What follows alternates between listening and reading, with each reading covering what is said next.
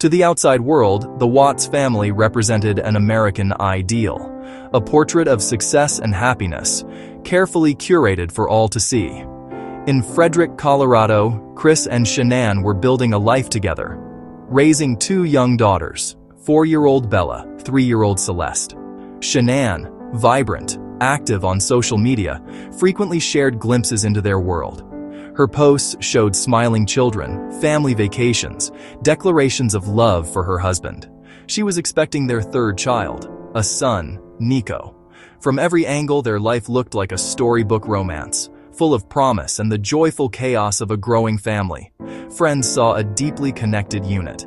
Chris, quiet, devoted father, doting husband. Shanann, outgoing, energetic, the public face. She was a driven promoter for a wellness company, using her life as proof of happiness. Their new suburban home was the backdrop. They projected images of a couple deeply in love, parents enamored with their children, a family with a bright, expanding future ahead.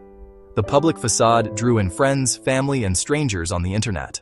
Her videos painted domestic bliss, every challenge met with optimism, and every milestone a celebration. It was a story people wanted to believe in, a modern fairy tale on their screens, which made the coming horror all the more incomprehensible.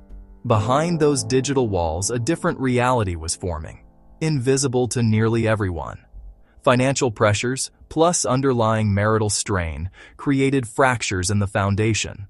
Smiles and cheerful updates masked a growing tension, silently heading toward a catastrophic breaking point.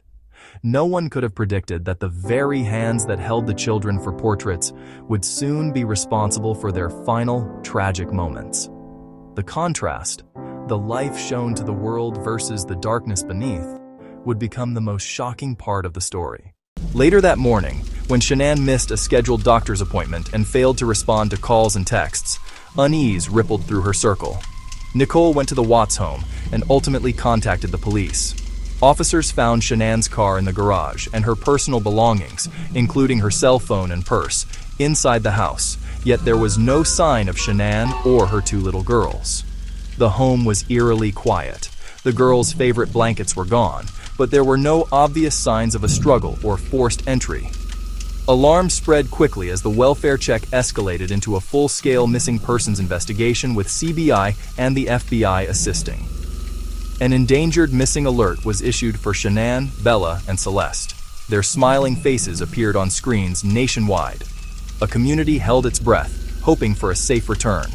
Just one day after his family vanished, on August 14th, Chris Watts delivered a plea to the public.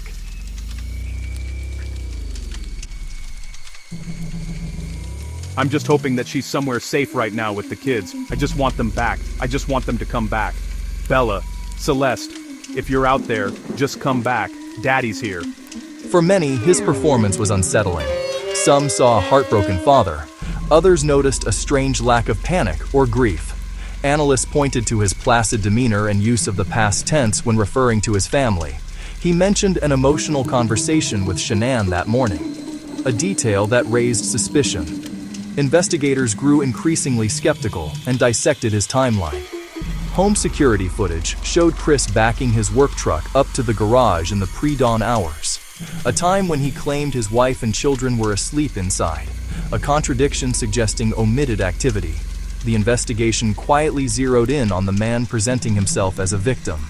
The facade began to crumble. Brought in again, he faced mounting evidence.